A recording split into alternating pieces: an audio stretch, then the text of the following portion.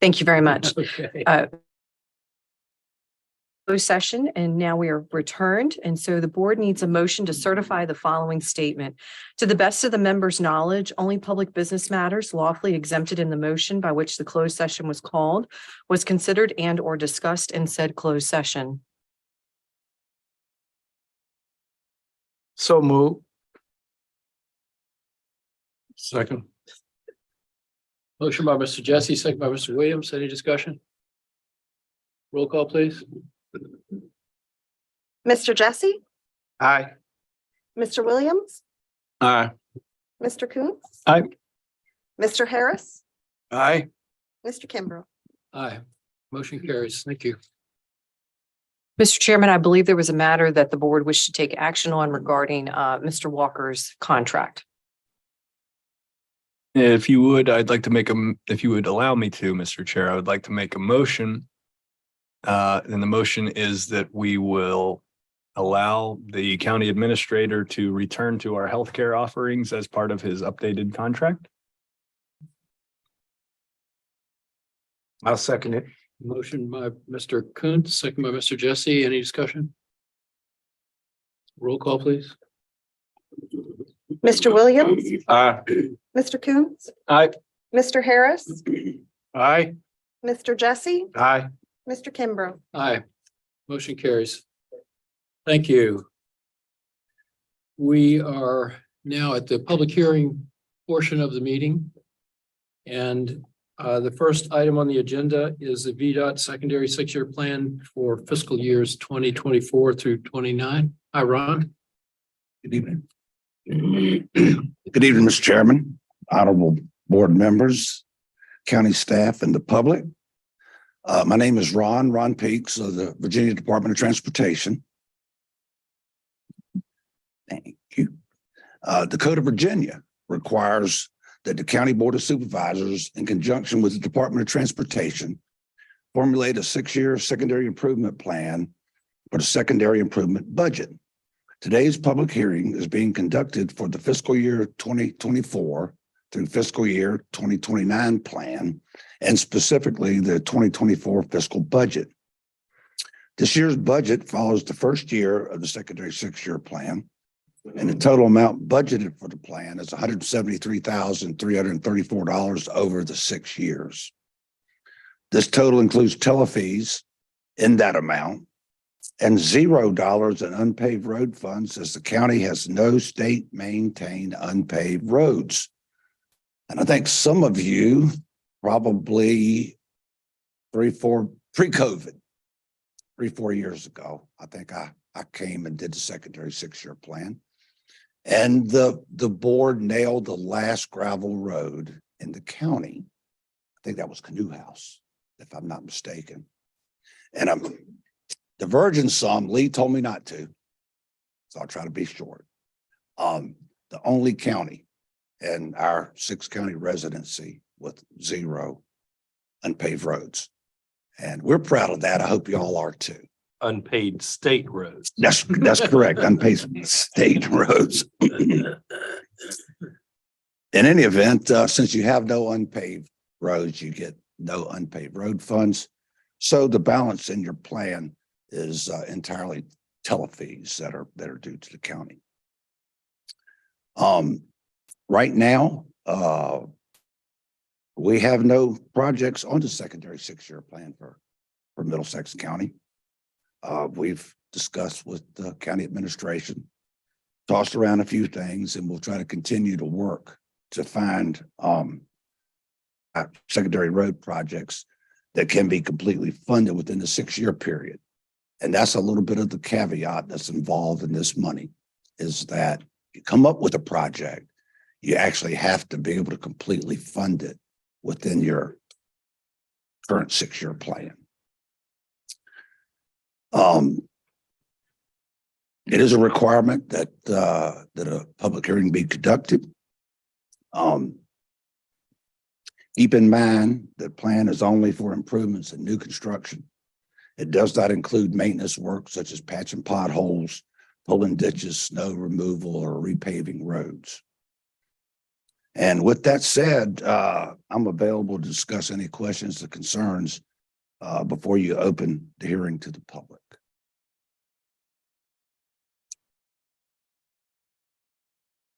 I got a couple questions. And mine is not your private roads or state-owned roads. I'm talking about private roads. And what I mean by that, for Middlesex County is centered around cul-de-sacs and trailer parks, camping grounds. At a time in history, it was that you put a development in, you put a gravel road down and people brought 2 and 3 acres of land and they put their houses there. Then developments like this kind of went to the wayside because the individuals, which was probably middle of the road or your average income, these are the different developments that get no attention at all. And most of us on this board have seen or have talked to someone, which is different because we realize that the state is only going to take a road over if it's in state condition. Then individuals that buy on a private road, and you got 2 kinds of private road. One of them is a long road where people got enough land and got us half a mile off the road. I got that. When I'm talking about developments come off a secondary road, maybe go down about a quarter of a mile. And the people that stay down them own about an acre, acre and a half, maybe 3 acres. Now, these individuals are left out. And what we are saying is, because of the time in history, that they don't deserve it. Then if we do a comparison of the ones who stay in cul-de-sacs, it's included into the mortgage. So a time of development and a time that things change, then how can we reach individuals like that? We know we're gonna have some problems because now we can say we're gonna do everything fair and equal, but we don't know that because we use percentages. So percentages is not fair and equal. But do we have anything that the federal program that if the board or the county decide that this private road that needs to be developed, worked on, or funds to help them to do it? Is there anything out there like that? I asked them, to check on funds to help the ones that didn't realize basically what they were buying. Well, first, Supervisor, you can't really improve private roads with the secondary 6-year plan money. It's only But I got state that. roads. See, what I'm asking you to do is go a little bit beyond the strip. It seems like now everything we ask someone to do, and say, well, there's somebody wrote me and told me, I can't change this because I got a strip. And I told a gentleman one time before, and some of them heard me, and I'm not talking about you. If you can't answer a question or try to reach out to do something for us, then I'm not going to say what good you are. I'm going to say that we got things that we can put answers in and give us an answer if a person don't step beyond the norm to do something. So I don't think you probably can do nothing right now. I'm not going to give up on the idea because I think that some people need help. And a lot of times that developments like this are individuals that we had one right down Courthouse Road, I believe no, which one is Courthouse, isn't it? Courthouse Road right down, the gentleman's come down here a number of times and scrapes the driveway. You got one in the whole subdivision will scrape it and try to, make it nice, right? And you don't have nobody else because what we're doing is we're teaching a culture. Now, all of a sudden, we're changing that, say we don't want to help you. If you can't buy in a subdivision, which is owned, they run them all down there all the time, then the ones get left behind. And I'm pretty sure some of them in here tonight that stays what we call a private road. But a private road, when I was growing up, was a real private road. You didn't go down there, okay? You didn't go down that road. That was a private road. Today it's different. So the language changed. But I just want to get that out there because I know I'm going to be mentioned because I think individuals that happen to do things like this, maybe struggling or anything else, and got good individuals in places like that. And I use that as an example because it came to us a number of times and different. I haven't gave up on the idea. And I know some individuals will come along, they got this long road, they don't want nobody to go down and say, you did it for John, you do it for Jane. But I said, sometimes you got to make choices in life and just live with them. So, and I just want to put that out there to change your thinking a little bit. And I don't want you to respond tonight. I just want you to think. That's all I want you to think about it. I will make a comment, although it's certainly not a part of what I'm here for tonight. As as I mentioned, y'all have 0 state unpaved roads. Lee couldn't make it tonight because we were double booked, and he is in Gloucester doing the same thing I'm doing on their secondary 6-year plan. And what that brought to mind was Gloucester has a transportation advisory committee appointed by the board that discusses issues and sometimes brings policy forward.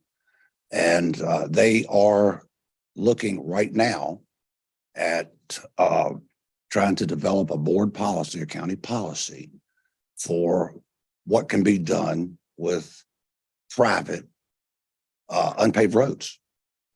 Ron, And I was really astonished that 42% of the total lane miles in Gloucester are private unpaved roads. mhm. 42%. And that really surprised me. And I live in Gloucester and have since 2000. So I didn't realize that. So, the issue is out there, and how to fund, which is, generally what it's about, is having the money to do something. They're trying to develop a policy of some sort, as we speak. Ron, it's really good to see you. I don't think I've seen you since you were last announcing that we paved the last road a couple of years, and Lee's been great. And I understand you're double booked, but thanks for coming. I mentioned Raven Road, which is just off a Courthouse Road, and we put a Habitat for Humanity house in there some years ago. And you went into the community, it's just as Reggie describes. The holes are all over the driveway. The developer is long gone. There wasn't really your classic developer that was leaving with an HOA and all of these things. And I understand that's not VDOT's problem, but would you do us the favor of making an introduction to the people in the Gloucester committee? Maybe Reggie and I could at least meet with those people and see what they're coming up with and see if we can tag along a little bit. Because the reality is the state stops when they've paved all the state roads. We're talking about private roads. And so we're not going to get a state solution necessarily unless we partner regionally with other counties that are a little bit bigger, like Gloucester, and that maybe are finding some funding sources and maybe can expand the state's scope here. Because it is a problem. It's been going on forever. But right now, the way it's set up is the state stops right here and you come and report on where you stop, and everything beyond that, there's not much you can do. But that introduction, I think, would be helpful. I will certainly provide that. Thanks, Ron. And Mr. Chairman, if I may, I think Charlie Beam and I would like to attend with Reggie and John when they go to that. It is certainly, To be clear, I'm not attending anything. I just want to contact. it is a dilemma. And part of the rules for the secondary 6-year plan is that I think it is allowed for the county to utilize 5% towards rural addition. And unfortunately, right now in telefees, you're only getting about 28,000 a year. And 5% of that, even over 6 years, is not gonna touch that kind of issue, whether it be for a Raven Road or even a smaller road. But to be clear, right now we have nothing in the 6-year plan, right? But there's about $28,000 of which 5% each year comes to us, which would be, oh gosh, I should know the math, shouldn't I?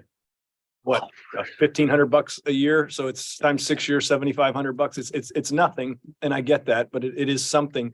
And rather than submit a plan going forward with nothing, I would encourage us to, as the VDOT residencies right here, if you can find something that we can do with that money that's owed to us by the state, surely there's projects that we can do around here with that money and not be reporting that we're not using it. It's too late now for this one, but in the future, even at $7,500 down here, that's almost $1 a person. And these people don't have a lot of dollars. Yeah. As I indicated, we will certainly continue to work with staff and, see what we can come up with ourselves, in the future. Thank you. So We need our approval of the 6-year plan. Is that correct? You need to Open a get public comments hearing from. on this matter Okay. for the VDOT secondary 6-year plan. So if you finished your presentation, Yes. I'm going to open the hearing for comments from the public on the 6-year plan. Public comment period is open. Would anyone like to address this issue?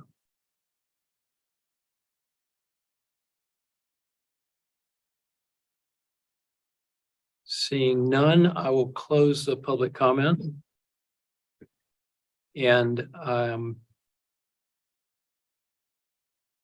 there any further questions on of the board for VDOT? Okay, Oh, I got one question.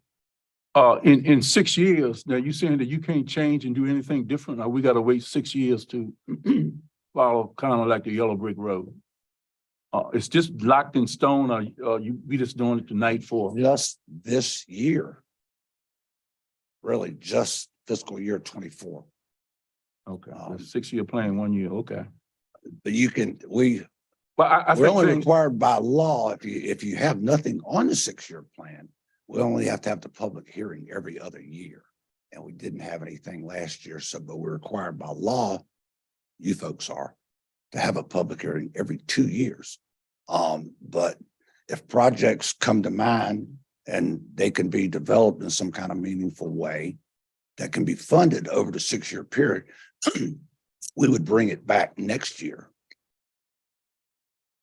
at the same setting as we have tonight. Okay. any other questions? Is there a motion? Yeah, I'll make a motion, the secondary 6-year plan for fiscal year 2024. Second. Motion by Mr. Jesse, second by Mr. Coons. Any further discussion? Roll call, please. Mr. Coons, Aye. Mr. Harris, Aye. Mr. Jesse, Aye. Mr. Williams, Mr. Kimbrough. Aye, motion carries. Thank you, Mr. Thank you, Chairman. Ron.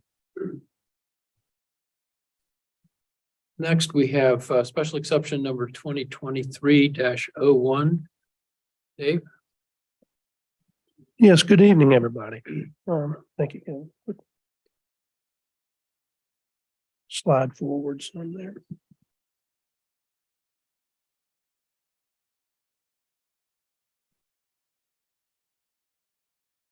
Tonight, the board will be considering special exception 2023-01. It's submitted by Piedmont Companies Incorporated. The request is for approval of a special exception to establish an approximately 10,500 square foot retail store in accord with section 8-3.12 of the Middlesex County zoning ordinance. The property for which the special exception is being requested is in Village Community and is situated on State Route 33, General Polar Highway. It's further identified as tax map parcel 26B-1-62, and it's located in the Saluda District. Just some brief site statistics. Current zoning is Village Community. Property is vacant, so it's not assigned with an address. The total property size is 4 acres.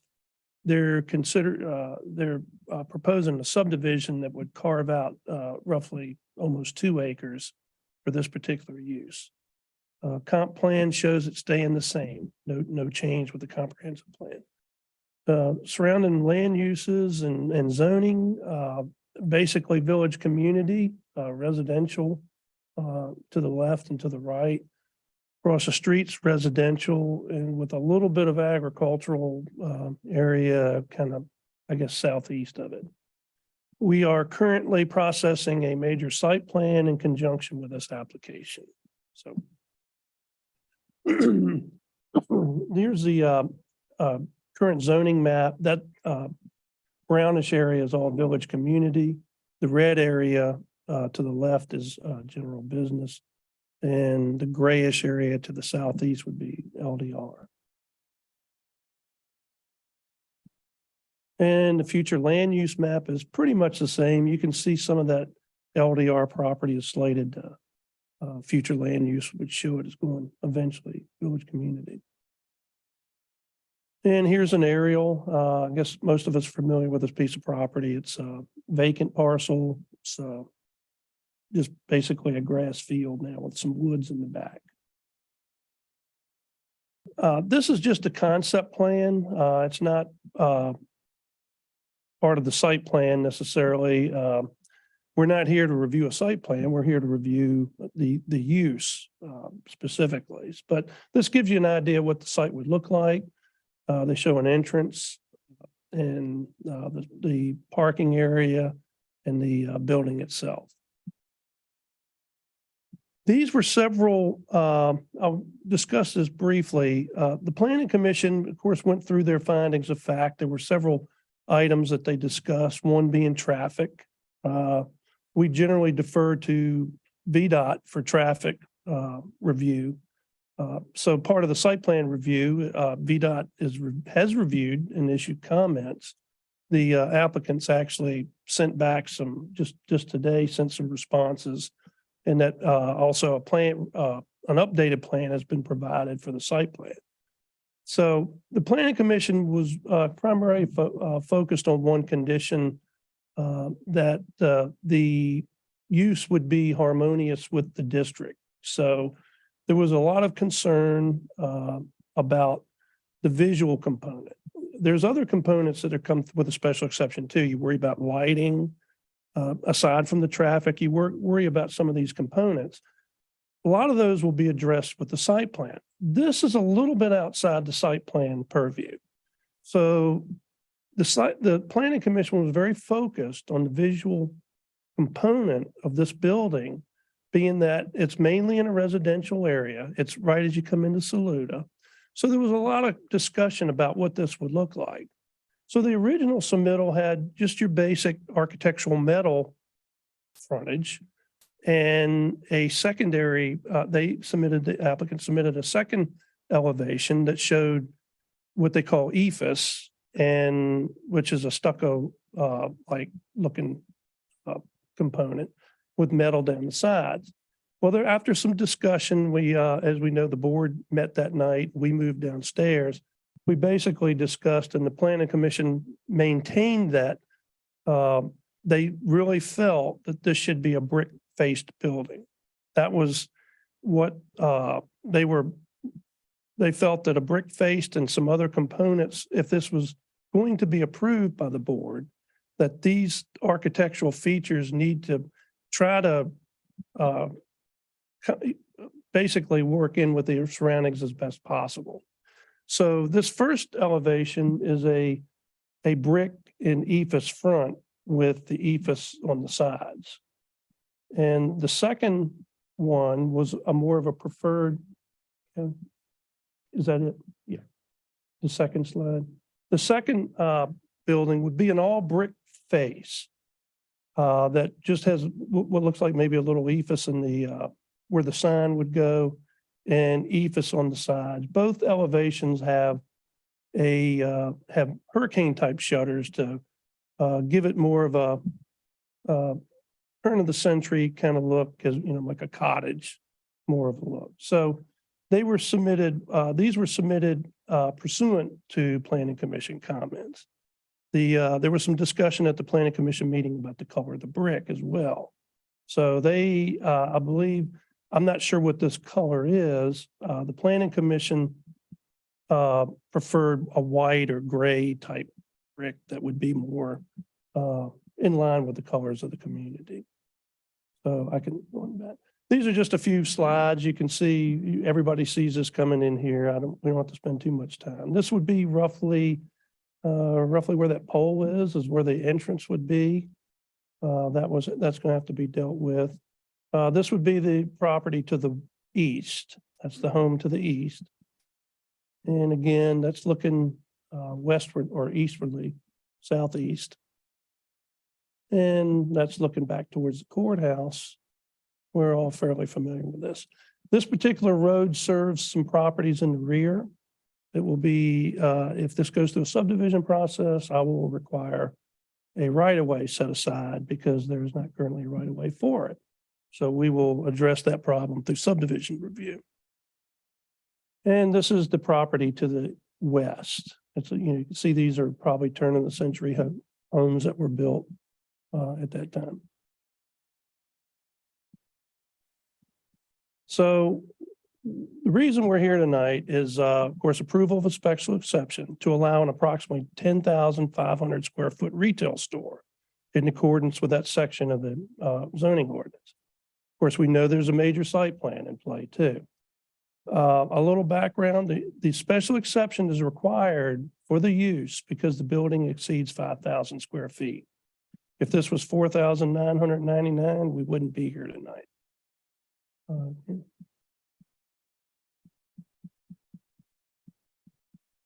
Just retail, just the definition, it's kind of wide open for a retail store.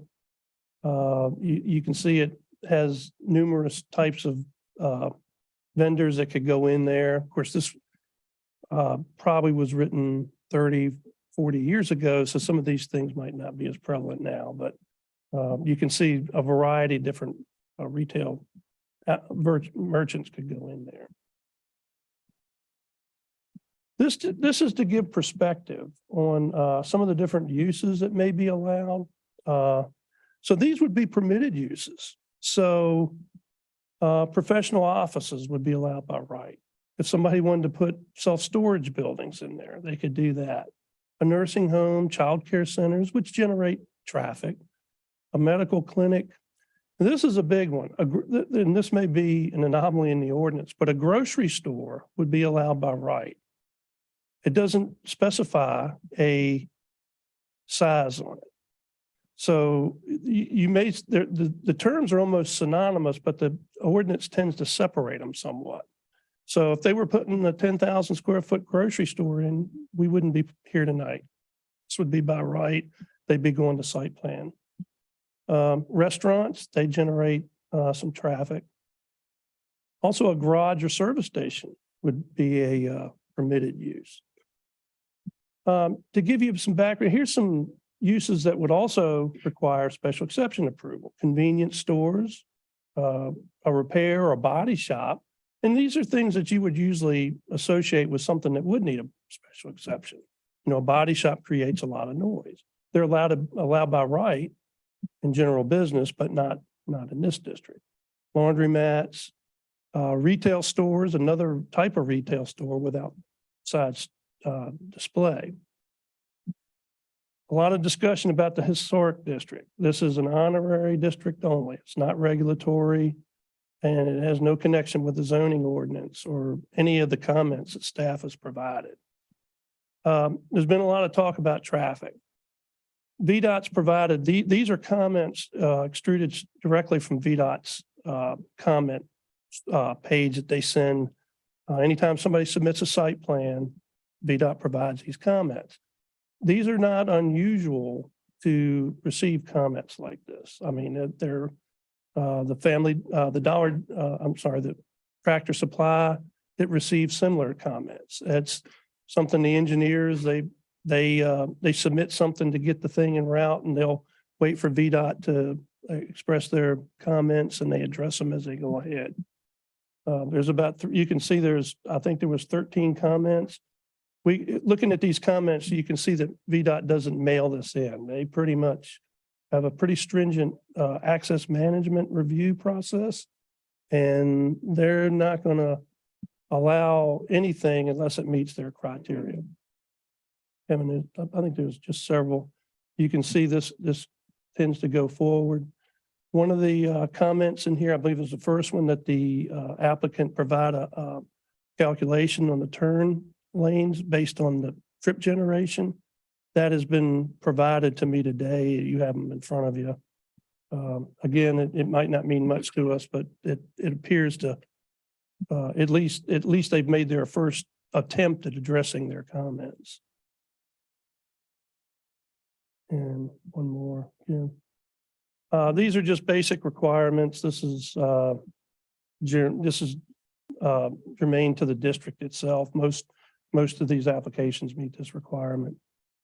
Yeah, go on to the next one.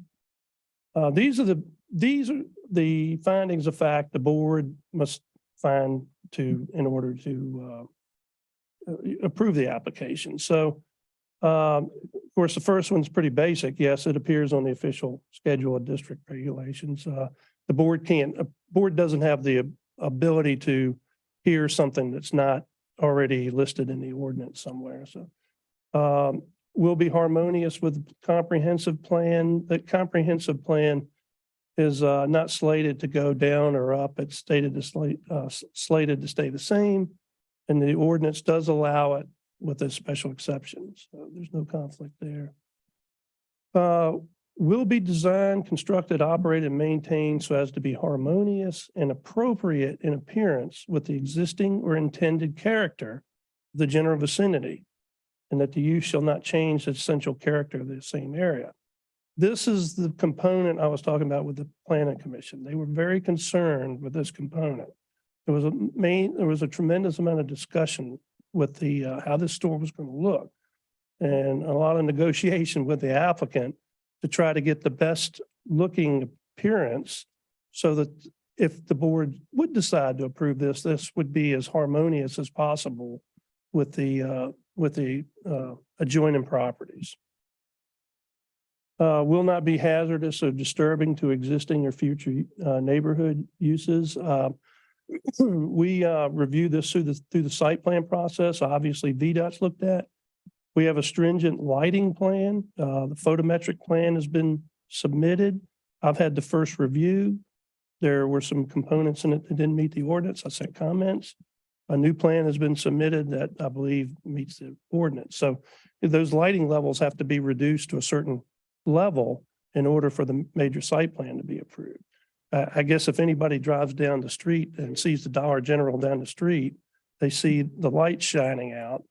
We're in contact with that owner of that property to properly install that lighting so it doesn't shine in people's eyes as they drive down the road. Will be served adequately by public facilities. There's water in the Aqua has water out that far. I think at this time they're going to try on-site disposal. So I think for the most part that particular condition is satisfied. There will be no excessive requirements of public cost for public facilities. I mean, they're going to pay for everything. We're not buying their facilities for them. Will not involve uses. This is always a big one that we have to look at, because you're talking about noise, smoke, fumes, and all those noxious things that come from a use that may bother adjacent owners. So obviously, obviously traffic is being looked at through a fairly tight scope. And, we've looked at, the noise, the smoke, fumes, they're generally not, and odors aren't usually a component of a store, but glare certainly is. I mean, with the lighting, and we're looking at that through the lighting ordinance. So we'll have vehicular approaches to the property. Staff and, like I said, staff and the planning commission generally defer to VDOT.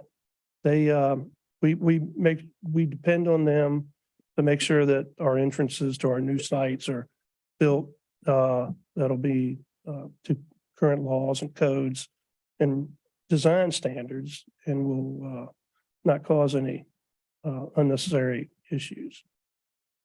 Will not result in the destruction, loss, or damage of natural, scenic, or historic features. This lot's vacant. There's nothing apparent on the property that would destroy any of those components. So just to reiterate, of course, the Planning Commission's primary issue, we had a lot of potential. The citizens were very concerned about the potential traffic issues. That seems to be a big concern with our citizenry. That's being addressed as best possible through VDOT. So the engineer is providing information and working through that process.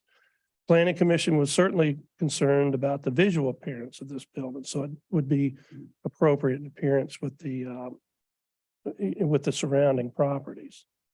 So based on all that information for the this the application's in substantial conformance with the requirements listed there of the zoning ordinance.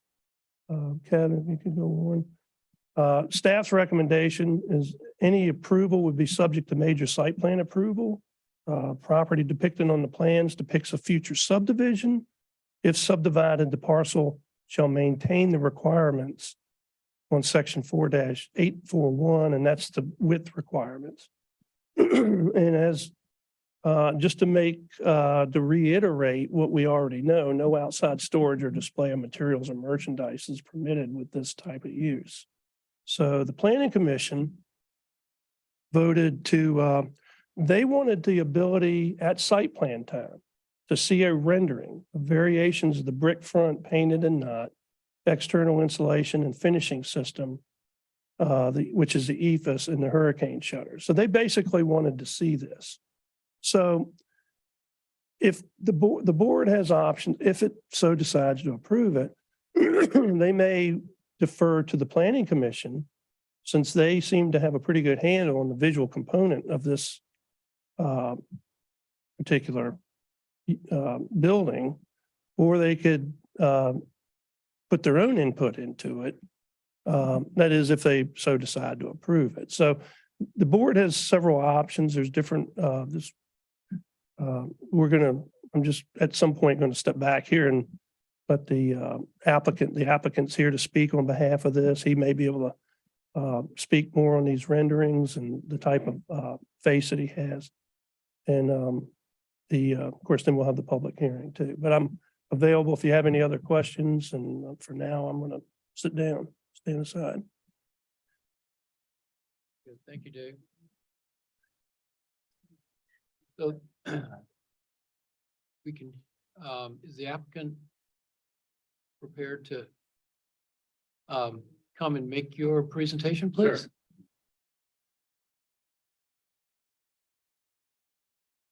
Good evening. Hi. Hope all is well. We worked diligently in trying to accommodate everyone as far as the exterior of the building, and have provided brick on the front and ephes on the sides. And the problem we have, I noticed on this presentation here, you want it white, and that may be a problem because our tenant it's a Family Dollar, Dollar Tree store. It's not just one Family Dollar store. It's a combination store. In other words, you'll have Dollar Tree merchandise inside this store as well as Family Dollar merchandise. And they have a format that they use for all their stores, which is identity and identifies who they are. But I only make that comment, but we want to make this work for you. We've tried to take care of all the concerns that people have with regards to traffic, and we just had a traffic study completed that showed that, I think Dave has a copy of it and it'll be circulated later, but it shows that certain things are not warranted, but we'll comply to the driveway entrances. There's not going to be a left-hand turn lane. It's not warranted. And we address those issues, and we've been trying to work with Dave to get everything done as far as being in compliance and being a positive for the community. We look forward to trying to put this store in, and I think it'll serve the community well. It'll certainly help the tax base, and we'd be very pleased to be here. One of our competitors is here in town, and you may wonder, why are we going to put a store in as a developer or a retailer? It's the same reason that you see fast foods go next to each other. They all draw the same traffic. And we think we have a little bit different take on just a dollar store. We have a Dollar Tree store, which has different merchandise than just a Family Dollar or even a Dollar General. And we feel like that this is a great market for us. And we'd like to be here and be a part of this market. I'd be happy to answer questions after comments are made, if there are any, to address those. Do you have any comments from me at this time? Any comments or questions at this point? would be very well made later. Yeah, I just want to say that we've been working as a community really hard to add infrastructure and try to make our tax base a little bit more dependent on businesses. So we're very, I think, or I'm very excited to see more development. And I hope you feel welcomed here. Outside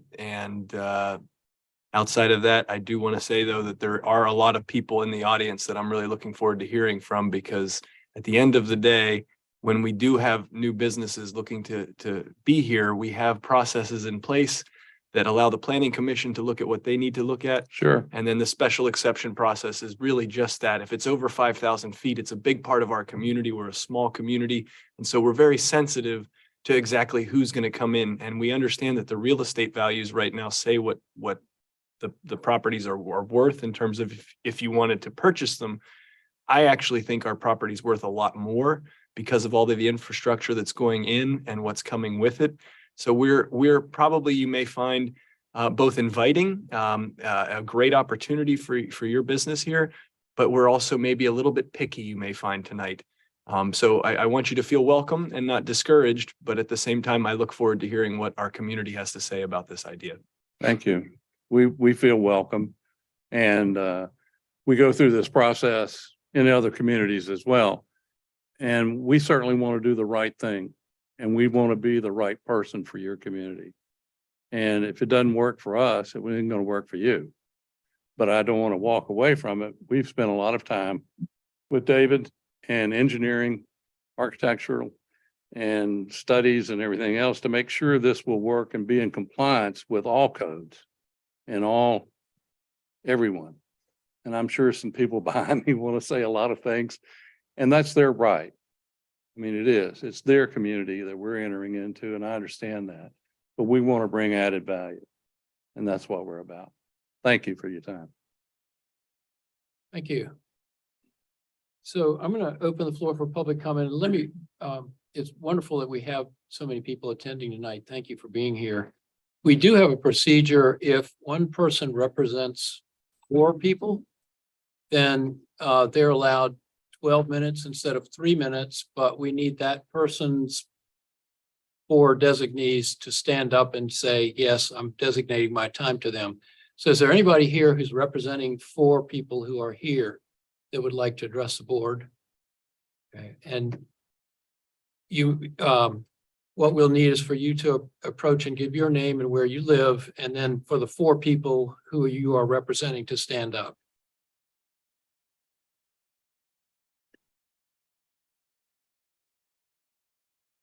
I am Jackie Taylor, and I am a resident of Saluda. Thank you, ladies. Thank you.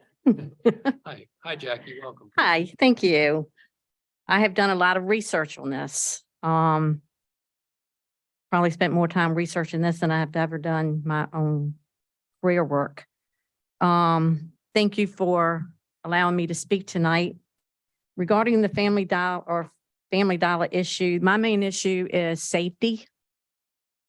You've got travelers coming west into Saluda off of a 2-lane highway to 1-lane highway. And you see what happens there and at Harmony Grove. People are fighting literally to get ahead of the next person that's in front of them to make it on the 1-lane highway. When I am coming into Saluda, my house is the first house on the right, coming from Cook's Corner Way. So I am right at that intersection, or as it merges. Sometimes I have to pull over on the side of the road for the fear of being rear-ended. When I'm approaching the other side coming home, which I have to cross over, I worry about people sideswiping me.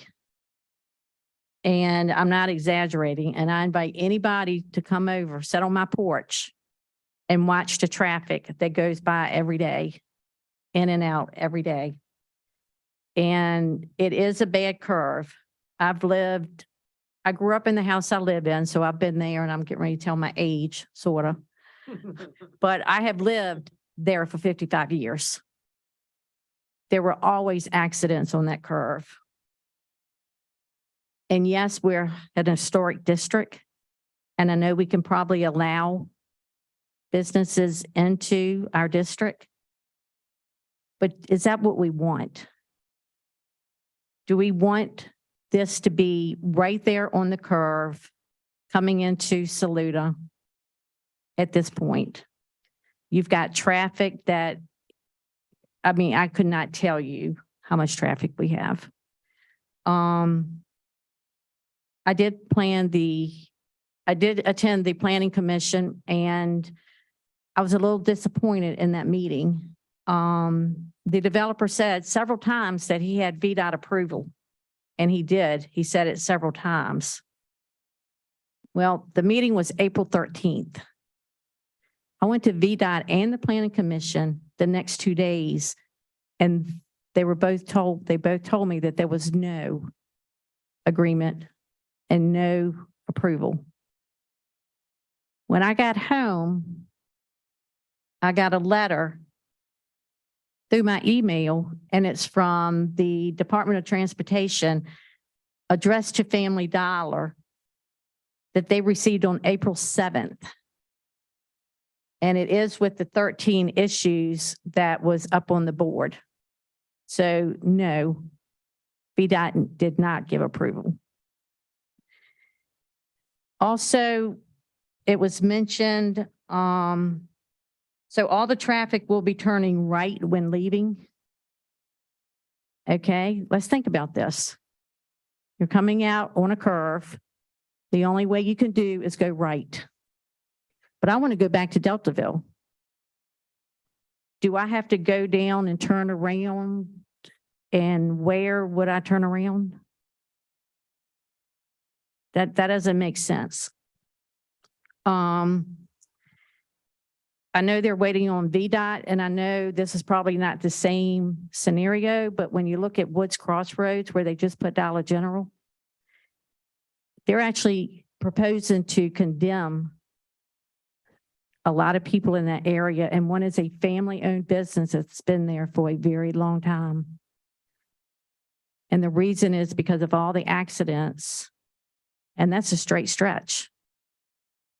So I don't want to ever have to be put in that position. The other thing that bothers me is it's 4 acres and only 1.923 will be developed. Well, the rest will be subdivided. What's possible? What would they do? What would they put there? That is a huge question for me as well. You already know that I've already spoken. You probably read my emails. You probably read the Sentinel, but safety is my biggest concern. And I'm not against growth in Middlesex County, but I believe the growth should be controlled. I don't think it should be presented to somebody or a group of people and have to decide on in an hour.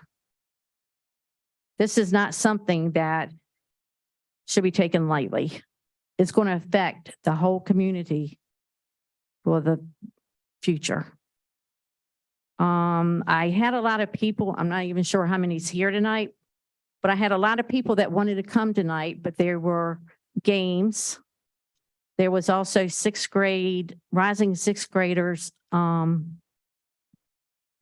orientation at the St. Clair Walker. So a lot could not attend. A lot of people were just not able to attend, and some people just said, well, you're wasting your time because you know they've already made up their mind. And I'm like, okay, so if you don't attend and you don't speak up, don't complain. So with that being said, can I ask the people who oppose this to stand?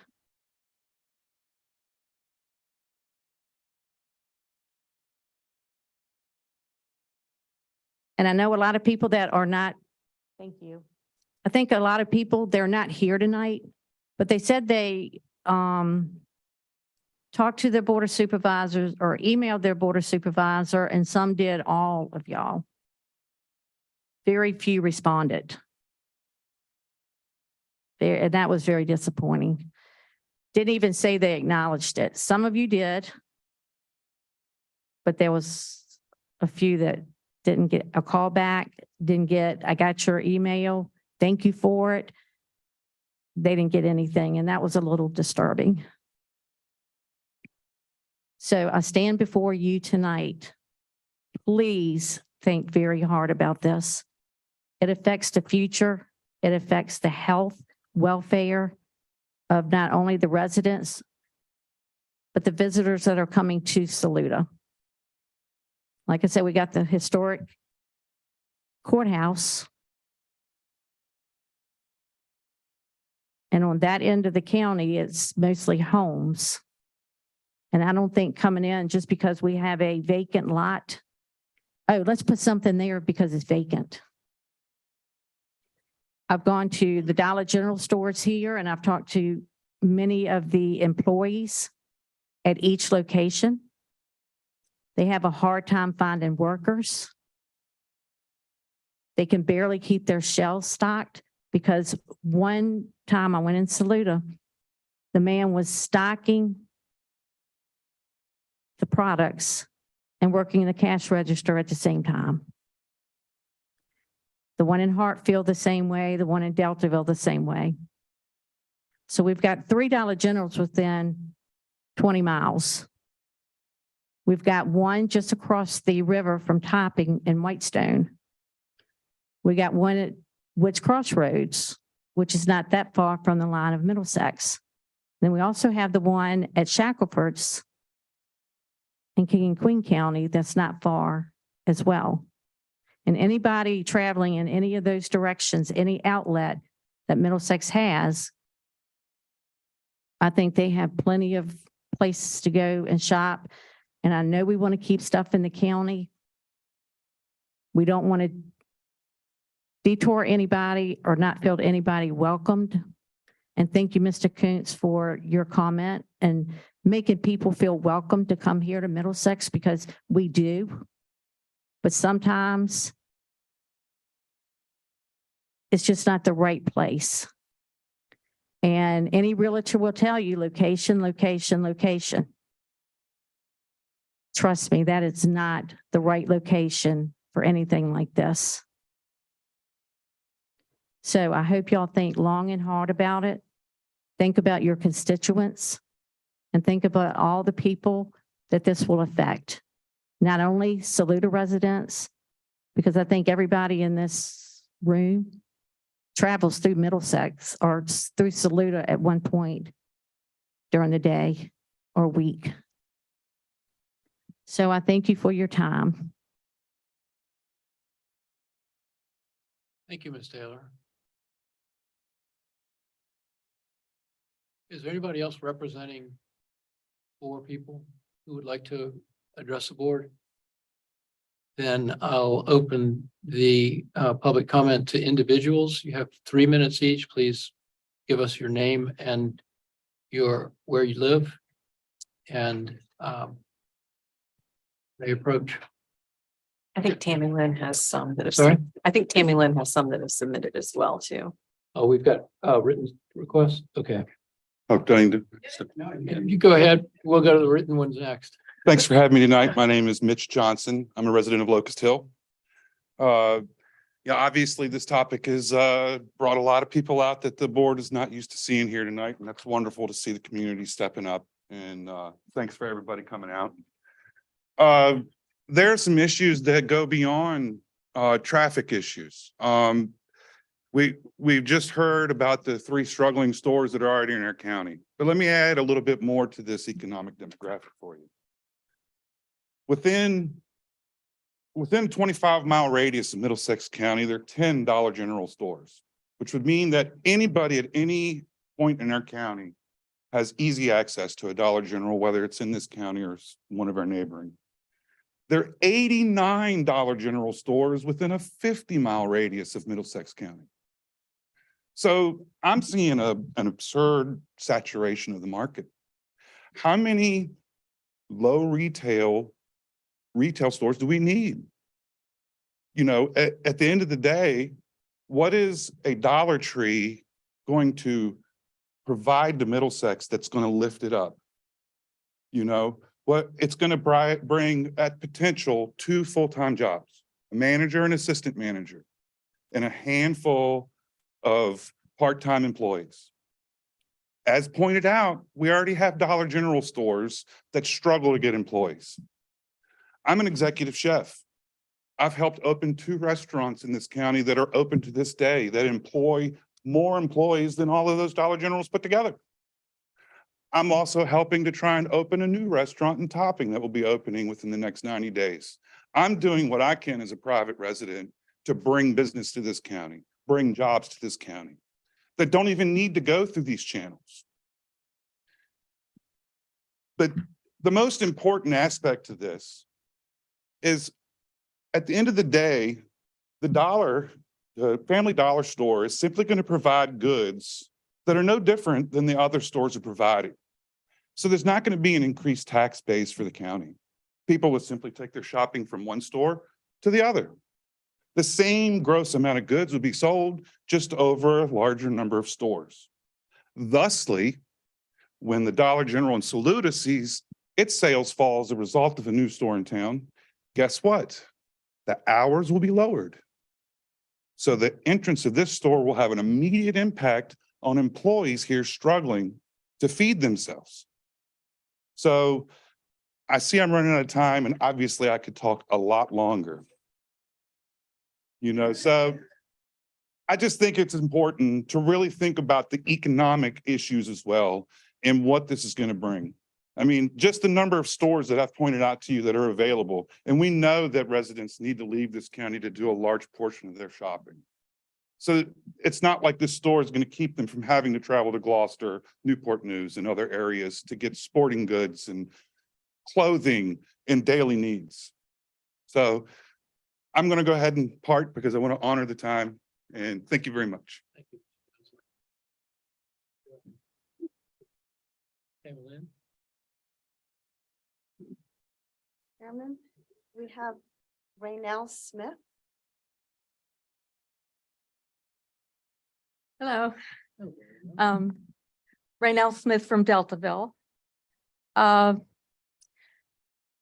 Very interesting to hear the other comments of people. I read this story in the Sentinel and was really shocked at what was proposed. Family Dollar is a competitor, of course, of Dollar General. But Dollar General is a company that has invested considerable resources in Middlesex by building a store in Hartfield and leasing 2 other locations, the one in Saluda and the one in Deltaville.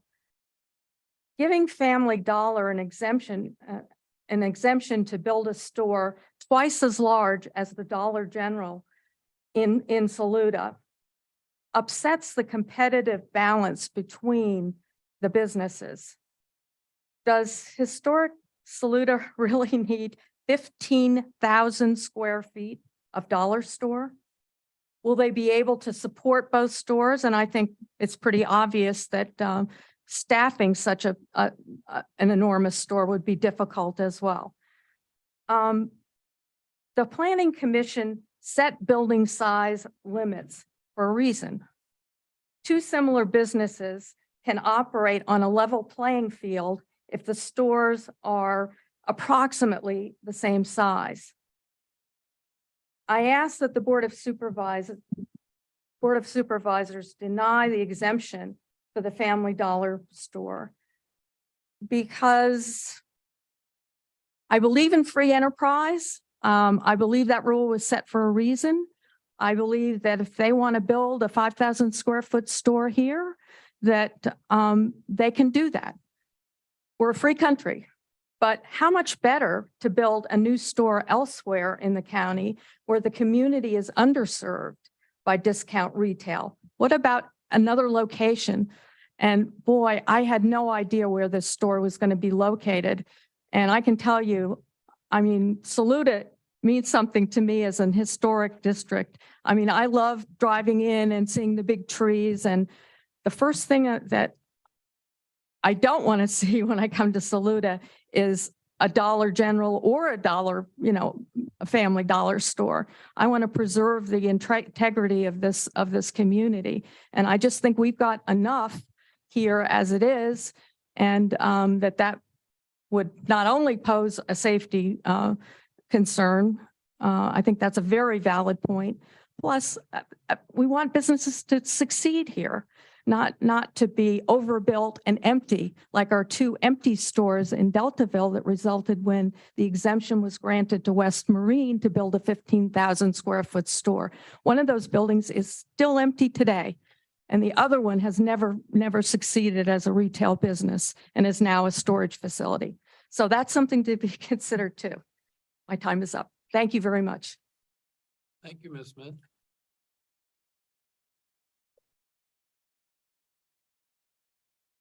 Next, we have Jennifer Foster from Hartfield. Good evening. I don't do this often. I don't like public speaking. I even put something on Facebook, which I give my husband a hard time for because I don't think it's right. I do live in Hartfield. I do come through Saluda often. I am here to oppose the approval of the Family Dollar store in Middlesex County. Coming into Saluda, same thing with the safety is a big concern. I also avoid having collisions as well when it narrows down to 2 lanes. The location does not seem like a very safe or a logical place to have a very large retail store, a store which also has to be approved because of the size. As you are aware, we have the $3 general stores here in Middlesex, and the store in Saluda is in a dying strip mall. There's mention about having more outbuildings at this Family Dollar that will probably die as well. I was in a Family Dollar in Gloucester on Friday afternoon at 4 o'clock, and it should have been busy. There was one other customer there. It's the second time I've been in that store in 30 years. I just hope that you don't let this Family Dollar come right there. Thank you. Thank you, Ms. Foster.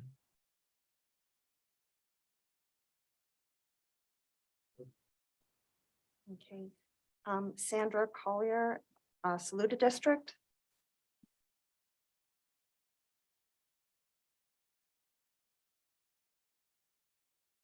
Good evening, everyone. I'm Sandra Collier. I live in adjoining property of the projected Dollar General or Dollar whatever. It's an accident ready to happen. It's hard enough for me to get in my drive now.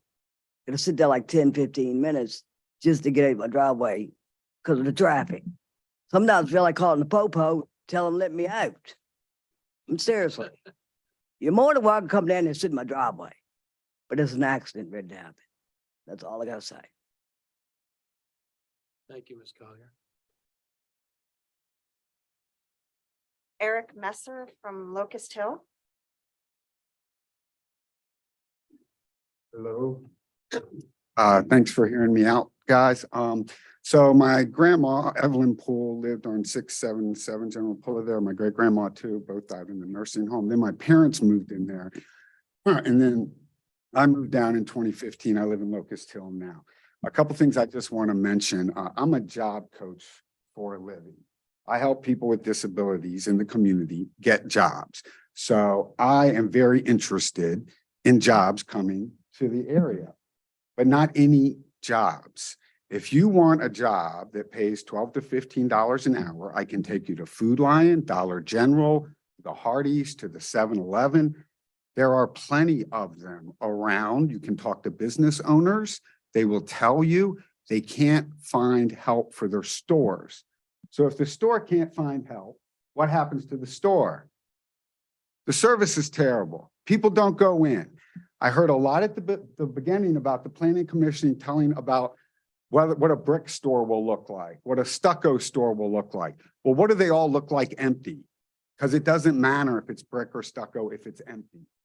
I would just ask you guys to really consider what benefit this is going to bring to Saluda, Middlesex altogether. What tax base are we getting from a store that's not in business? What kind of jobs are we bringing to the people in the community that don't already exist? So I'm all for businesses coming. I want them to come, but the right kind of businesses. I also just want to say, living in Locust Hill, I get to drive this drive a lot.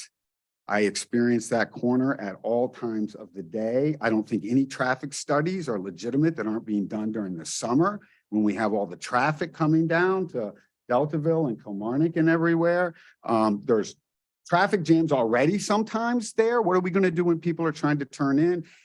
The great character coming in this way, we have development at the other end, right?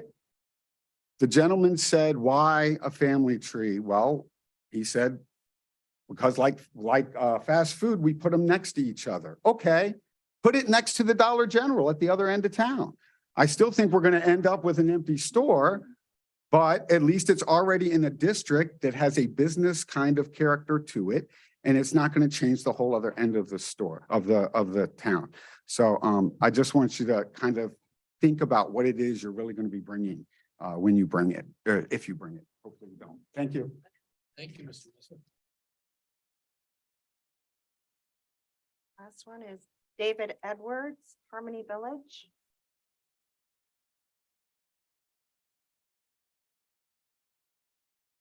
Good evening, Chairman and Board. I want to thank you for the opportunity to speak. I'm a resident of Locust Hill, and I've only been in the county, 12 years. I was here 10 years part-time, and I've been here about 2 years permanent. We had a summer place for 10 years, and we fell in love with the county for a lot of different reasons, and decided to leave Richmond to kind of get away from that rat race and move to something a little more slower pace and away from all the retail and hustle and bustle. So I'm just here tonight to voice my opinion on opposing this Dollar Tree and Family Dollar. I don't know what benefit it would bring to the county. Like a lot of the folks already said, we have plenty of stores like that around in the county, and I just don't see it benefiting the county. So I would hope that you would take this into consideration when it comes time. And I want to thank you, and good night. Thank you, Mr. Edwards.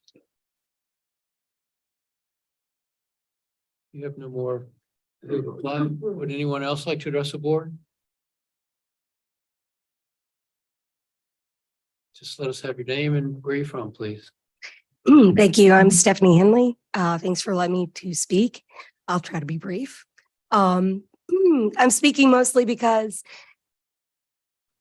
I've lived here almost all my life. And the part that I've not lived here, I was in New England, where everything seems very cute and quaint and beautiful all the time. Well, they also have their strip mall sections and TJ Maxx or whatever, Dick's Sporting Goods.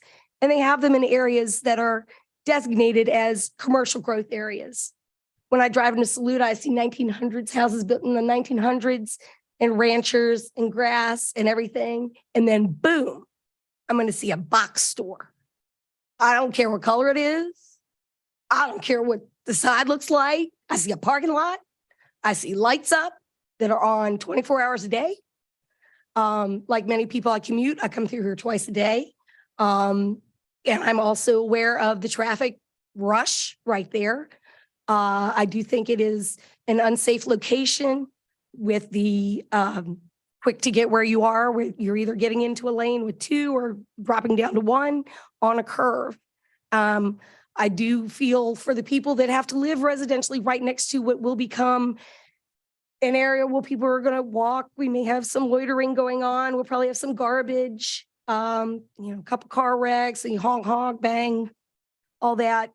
But for our county, which is this beautiful, lush green piece of heaven, I would hope that we would be able to regulate, not to say no thank you, but perhaps we could do it this way. And please consider what you are keeping for future generations. Thank you. Thank you, Ms. Henley. Anyone else?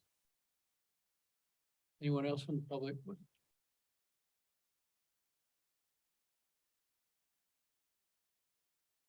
Hello. Good evening. My name is Dawn Moore, and I'm probably going to have a lot of people that hate me right now. But as I recall, I did not see this many people when we wanted to spend all this money on this water and sewer. I need tax relief. Many businesses have been posed to come to this county before most of you on this board, basically all of you, and they have all been turned away. So we have no tax relief. We could have had a hospital, we could have had a college, we could have had a brake plant, we could have had. So we wouldn't be paying these taxes we're paying. I want tax relief. I'm tired of going outside the county every time I need to do something. You have no problem opening a restaurant. Well, I can tell you, I go to the restaurants and you can sit there for an hour and a half to 2 hours waiting for somebody to come and wait on you. So we got more restaurants in this county than anything else besides churches. And we're not getting a tax break from the church. The restaurants ain't full. We're not getting a tax break there either because they're in the same buildings. The only reason why we're here today is because they want to put up a building. If he wanted to go anywhere else that he didn't have to put up a building, we wouldn't be here. I don't remember everybody here throwing $3 generals because the other two went into existing buildings. We shouldn't allow $3 generals. So that's shame on, and you all have to take the blunt of the punishment because you are now the board, but that's shame on you. One would have sufficed. I'm tired of going to Gloucester. I don't like to go over to Kilmarnock because they're rude. I don't like to go to Gloucester because there's too many daggone cars. But I live in Urbana. I got the camp. So let's talk about doing a study because those people don't know how to drive when they come in here with their trailers and they cut you off, they put you in the ditch, they pull out in front of you and don't even look. So let's talk about doing a study with Urbana. Those people do not come out and support our community. They leave our community the same way we do. When they come into the camp, they already stopped and got their groceries, or they run to Food Line and buy them out, and we still ain't got nobody to stock the shelves because they don't have no food to put on them. Or they go to Delta or Urbana Market and take what's left in there. So we're still in a catch-22 because they still have no food to put on the shelves. But as soon as they get back into that camp, you might as well forget it because they ain't got nothing to come out here for either. If we don't do something, I said it once and I will say it again. You're going to open your window and there's going to be nothing but what you call them little dust balls rolling down the road. That's what we will have here. Thank you. Thank you, Ms. Moore. Anyone else? Tumbleweeds. They're tumbleweeds. I'll close the public comment period.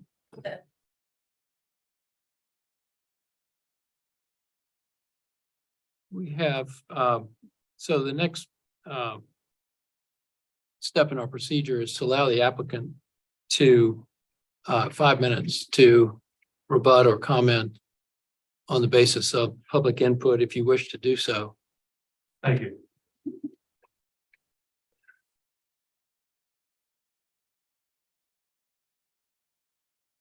I'd like to try and attempt to clarify some things that have been said.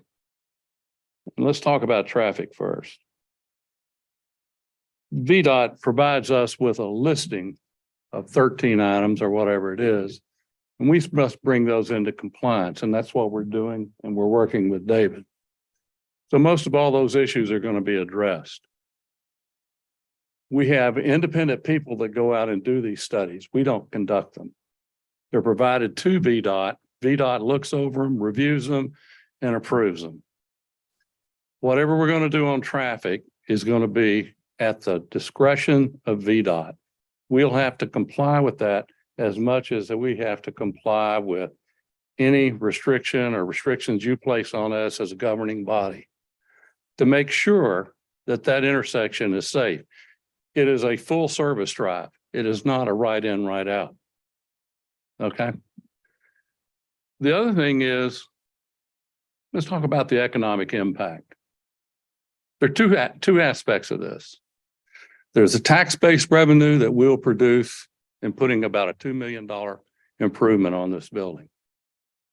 Okay, that's number one. We will hire people and we will pay sales tax revenue. on whatever we sell. We're a different entity than Dollar General. We may look the same. They have 9,000 square feet. We have 10,500. We're about the same size. The only caveat is that we'll have a Dollar Tree store in with a Family Dollar, which is a new concept.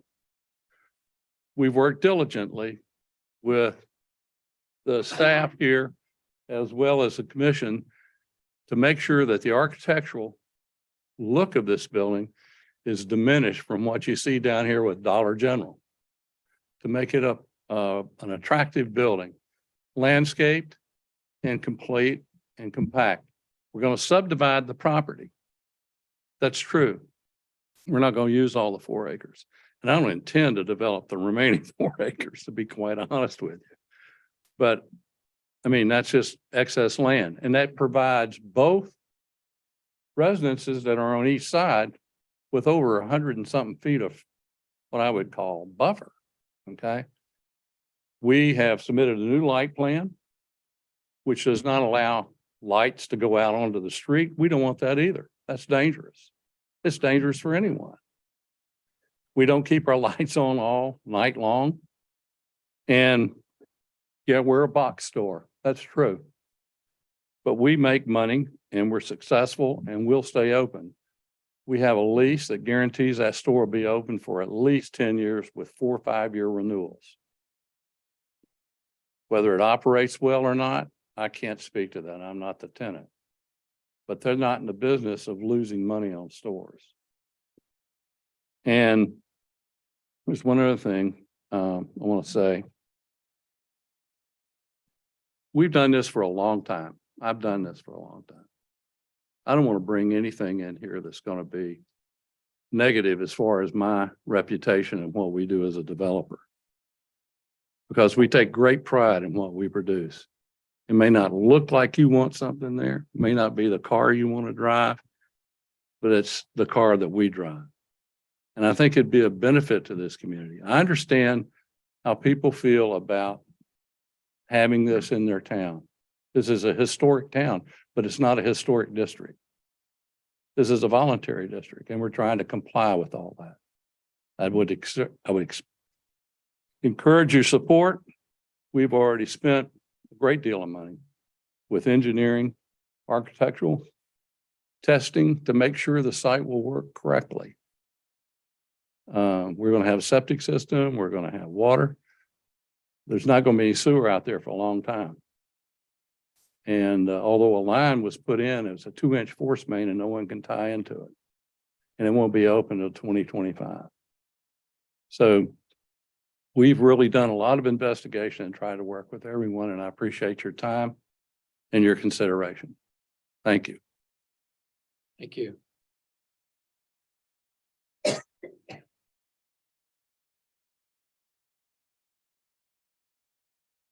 Dave, we may have some questions for you as we get into our discussion.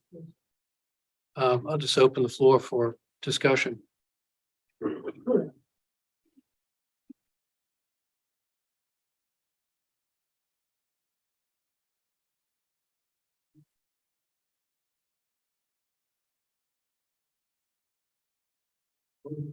floor is open.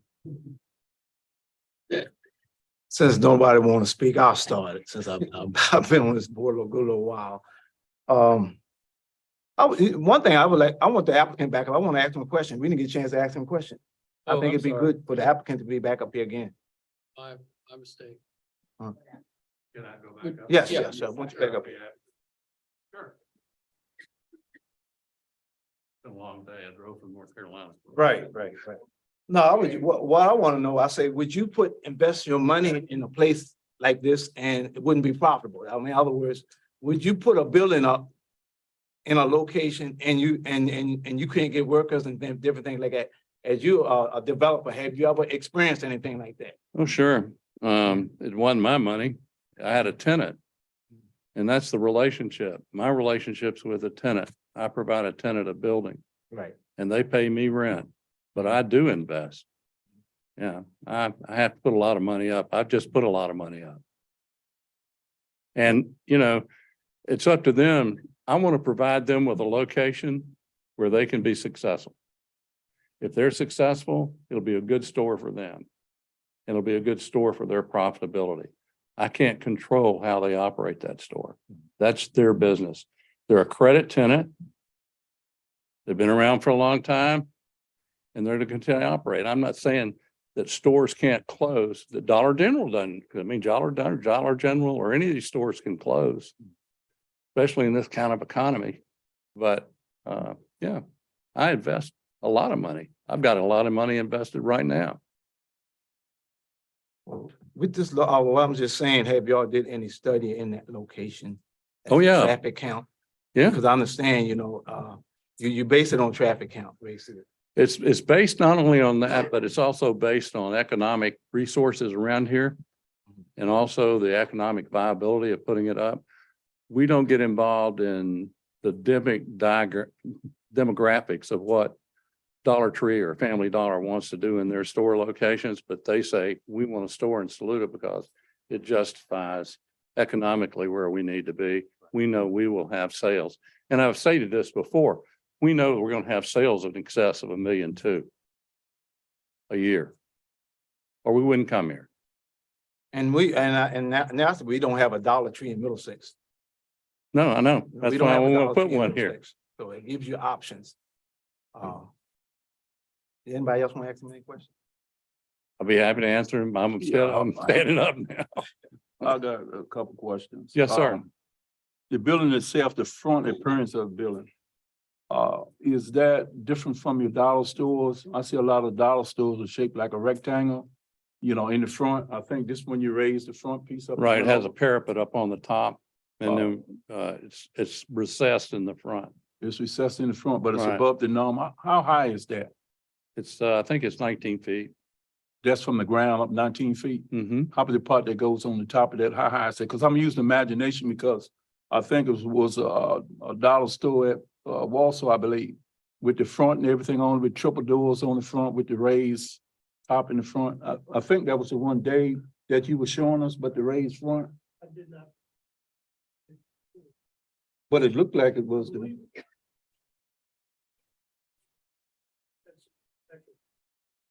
All right, here you go right here. I'm looking at it right now.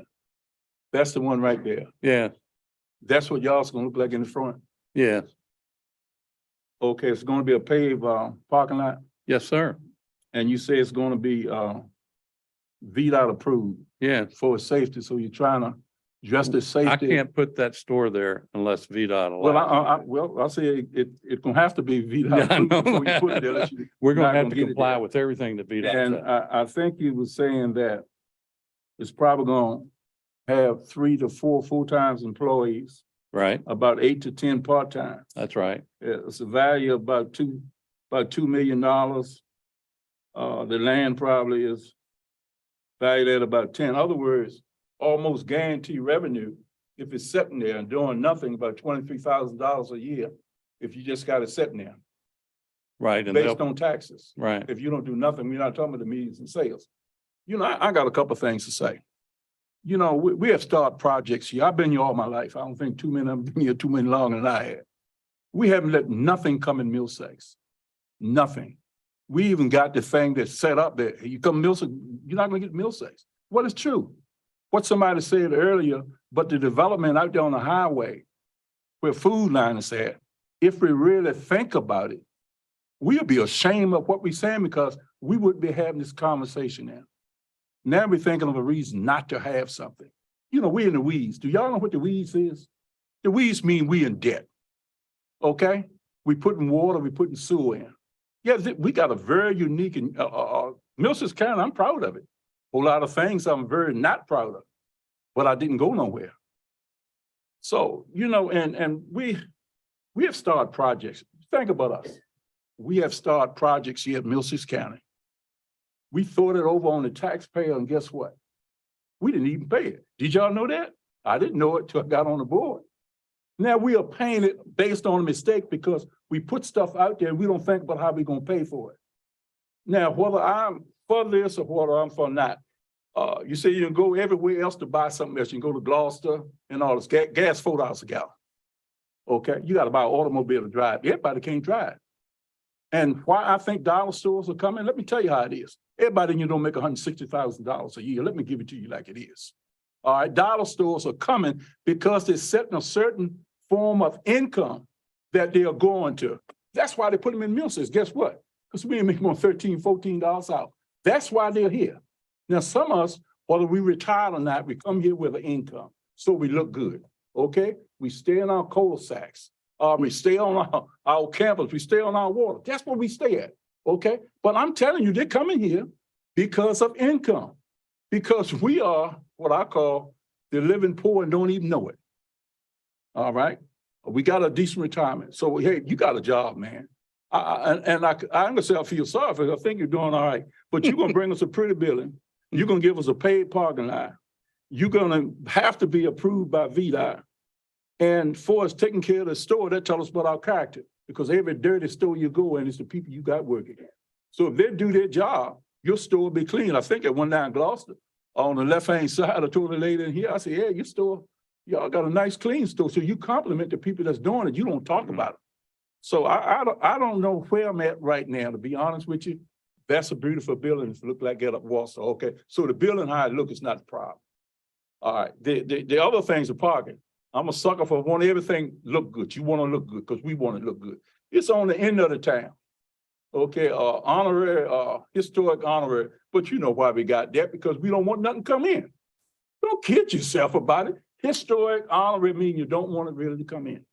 Okay, so when we started doing things like that, either you're history or not, you know. So I look at it, you know, kind of like just like this year, and everybody, you know, is not going to agree, and I still don't have made my mind up, because I know the building gonna look a certain way. It's gonna be a parking lot. VDOT gonna have to be to improve it, you know, which I would even consider it at all. It's gonna have to be safe, you know, and you know, and that's just about it, you know. And I appreciate and heard everybody, because I'm in Harmley Village. So I could question anybody, you know, before you come on display sometime, come on, talk to me. Let's sit down and talk one-on-one. You don't need to get in the crowd to see what you want and what you don't want. You know, you got to ask somebody that's been here. I've been here. And I'm gonna tell you something else. You didn't come here because of yourself. The ones that been here, Mr. England, been here all his life. You came here because of people like us now. We're gonna change everything and act like it's ain't nothing. We need the money. We in the weeds. How can we get it? Do you want us to increase taxes? No, you got a reassessment, you got personal property. You know, so I'm for keeping your taxes down. I'm for working as much as I can to watch how can we keep it down, okay? And bringing good quality stores, this might be a start. I don't know, okay? And all of us, guess what? We didn't used to stop at a Dollar General. We didn't stop at a Dollar General or something, but we go there now. The question is why? We always didn't go to dollar stores or Dollar Generals, but we go there now. So that's just about it. You know, I'm not upset about anything, you know, but I'm just letting you know how it is. Thank you, Mr. Williams. Comments, John? Generally on these, I like to defer to the supervisor that the district that it's impacted in. But I think some of the points that were made tonight by a large public crowd, I'm so pleased to have an audience for a change. I think they really swayed me to make my comments before hearing even, Don, what you think about this in your district and your constituents' district. And frankly, the thing that I didn't hear tonight was, has anybody noticed in the last 30 years ago, since the World Wide Web, that we've been consuming things a little bit differently? Because today's the 30th anniversary of when we launched the internet. And so, you know, Amazon delivers a lot of stuff to our houses now. And Reggie, I think you make a good point. The people that generally depend on a dollar store are often lower income and a different demographic. Maybe they don't have as much vehicle access and they need to be on foot to get to Dollar General. I mean, I think some of that is a story we should consider. But you know, we're talking about a historic area, a historic county, a historic town, whether it's been designated or not. One of the first things we talk about when we talk about sustainability beyond Middlesex County and here in Middlesex County, one of the first things we talk about when we talk about the next generation or the next thing that we're going to build is, why are we building it?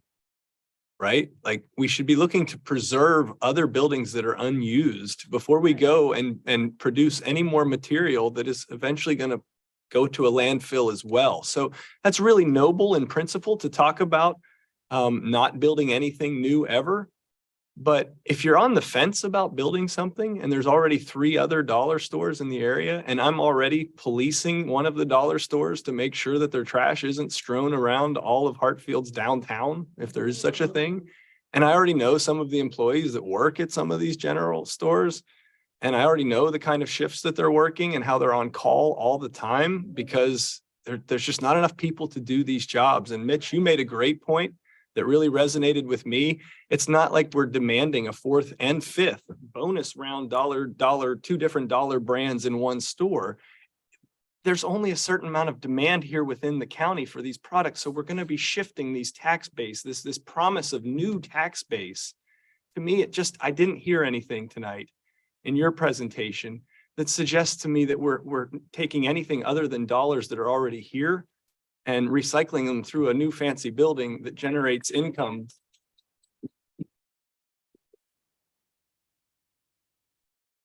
But it seems to me that it would generate income for somebody that isn't really part of this community. You had to drive here from North Carolina. I want to encourage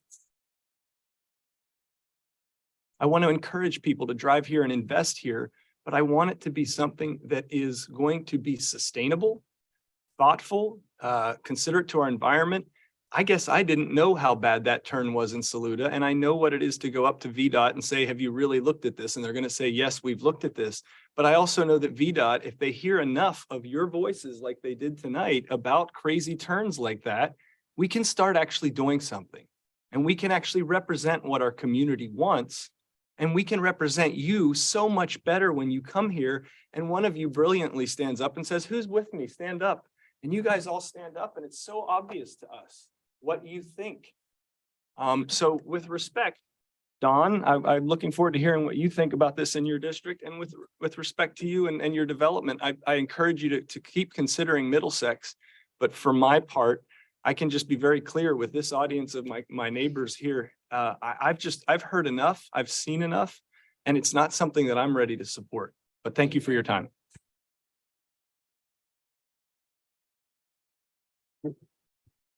Mr. Chair, are you finished with him? Because he needs to sit down. And because I really wasn't finished yet.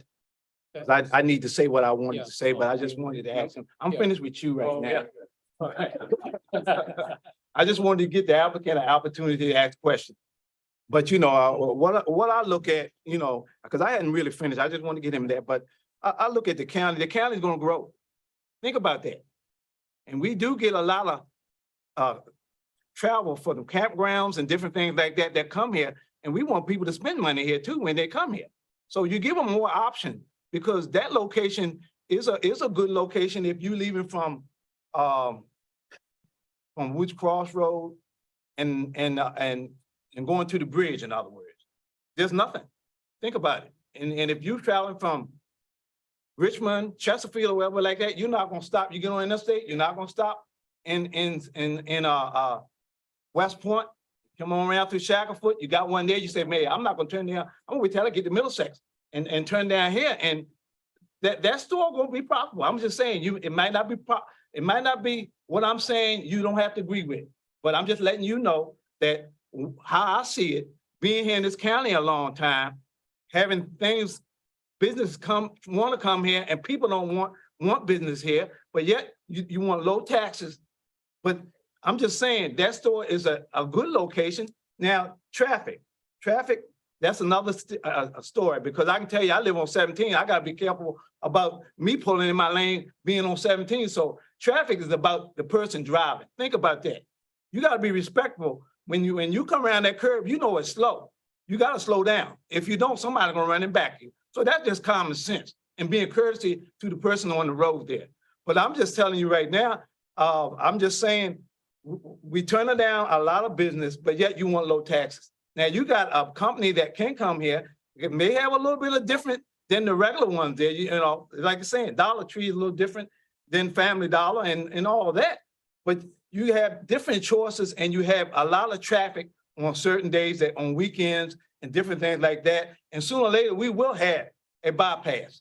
Because I can remember, a lot of y'all don't remember, but I can remember when Saluda, you had to come through Saluda to go to Gloucester. A lot of people that moved here don't know nothing about that because they weren't here. All right, as you progress, you're gonna have a bypass and different things like that. But when you turn business away, and just because, you know, traffic can be controlled. If you have to do rumble strips, a light or whatever. But I can tell you, if I'm coming around that curb, I'm gonna slow down. If I see lights, I'm gonna slow down. If you see brake lights, you're gonna slow down. So, you know, it's the person that's gonna drive and that you gotta be concerned about. And VDOT will take care of all that if they have to put rumble strips or whatever. But I just get tired of seeing businesses trying to get here and we say no. But yet you want low tax. You can't have both. You gotta have one or the other. And you can sit back and make any excuse you want. And I see people move in here and, oh no, we want everything, but you don't have everything and you gotta travel half an hour to go everywhere. So you can't have both. You gotta have a mixture of everything. And I'm just saying, if we have another option for people going west, not east, you got another option. Because if you're not going all the way down Deltaville or Matthews or whatever, or if you're going to Kilmarnock, and to the campground or the airport, you got another avenue of choices that you can go to versus going all the way up here to the other end and blocking everything on that way. Everybody going that way. A lot of them that's going to the campgrounds or wherever, or Kilmarnock, they may come here. But you know, we're all speculating. I'm here speculating, people saying, hey, the store gonna close down. You don't have enough workers and all that kind of stuff. I mean, hey, if there are jobs here, it create 1 or 2 jobs, that's helped the community, regardless of what you say. And also you think about it, it helps out other people that don't have transportation, a whole lot of transportation, or don't want to drive all the way down to other counties. So I'm finished saying my piece. That's what I wanted to say, because I hear what everyone's saying. You had a majority of people here, but you're only a few of 10,800. So you know, but you're concerned. I'm glad to see you here, and I'm glad you voiced your opinion. And you know, you may not like what I said, but I'm being respectful of what you said, and I hope you be respectful of how I feel and how I look at this county as a taxpayer, and you're a taxpayer, and I'm being respectful, because I can tell you right now, as I'm talking, you still see people back there running their mouth. Just be respectful to each other. When you all came up and talked, I was respectful to you. So I just wanted you to be respectful to me, and that's what it's all about. We being respectful to each other, agree or not agree. Be respectful. Thank you, Mr. Jesse. Thank you. Got your black jacket? Talking about flag jacket, I joked with a person earlier today that I definitely went and bought and put one on because I wasn't quite sure how this was going to shake out tonight. Yeah. Again, thank you, all of you, for coming. I do represent the Saluda district, so I'd like to make a couple comments on that. Regardless of what business decides to come to Middlesex, this board is very concerned about keeping taxes low, for sure, and what kind of development we want to see in the future. That being said, sometimes it's all about timing. What you're trying to put where and what the impact's going to be currently.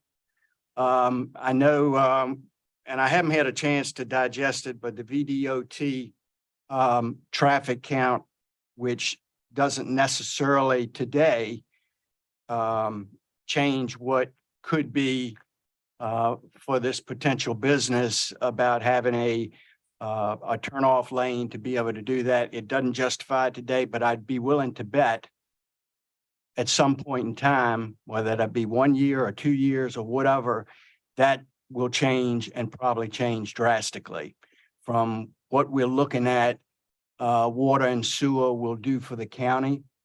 And I think we've done a good job in progressively thinking about what the county will need down the road.